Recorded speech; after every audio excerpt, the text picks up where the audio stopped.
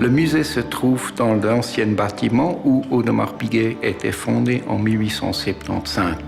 Monsieur Jules Audemars et puis Monsieur Piguet ont officialisé la société en 1881 et depuis là, la maison était toujours contrôlée par les deux familles. Le musée retrace en effet aussi la période avant Audemars Piguet.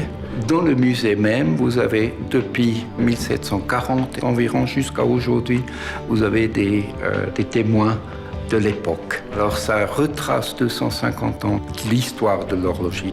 Si vous parcourez la vallée de Joux, vous voyez souvent sous le toit, vous voyez 4-5 fenêtres, une après l'autre. Alors ça, c'était tous des ateliers. Il y avait beaucoup de grands horlogers qui ont construit des montres qui étaient vendues après comme mouvement à Genève. Et puis, ces mouvements étaient mis en boîte à Genève et puis vendus comme des montres de Genève. Ce qui est intéressant dans ce musée, c'est en effet qu'on a toutes les complications imaginables. C'est probablement le seul musée où vous avez autant de complications qui sont exposées. On a toutes les montres les plus plates, mécaniques. Ça commence en 1926 par la montre la plus plate de poche. Ça continue avec la montre la plus plate bracelet, 1,64 mm. Et puis en 1986, on a réussi pour la première fois de mettre un tourbillon sur une montre bracelet.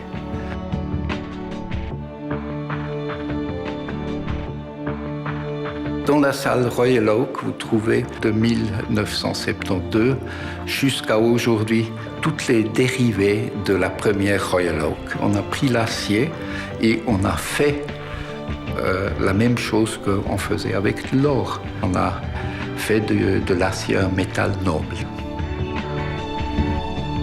Dans toutes les maisons quasiment ici à la vallée de Joux, vous avez eu des ateliers où il y avait 2-3 horlogers qui ont travaillé. On a essayé de garder ça chez nous au musée.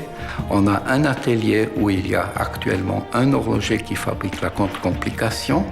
Et puis on a un deuxième atelier où on fabrique les montres tourbillon et quelques montres répétition minute. C'est certainement un des musées qui est le plus visité par des collectionneurs spécialisés, des vrais collectionneurs, parce que, comme je vous ai dit, il y a quasiment toutes les complications qui sont exposées d'une façon ou d'une autre ici.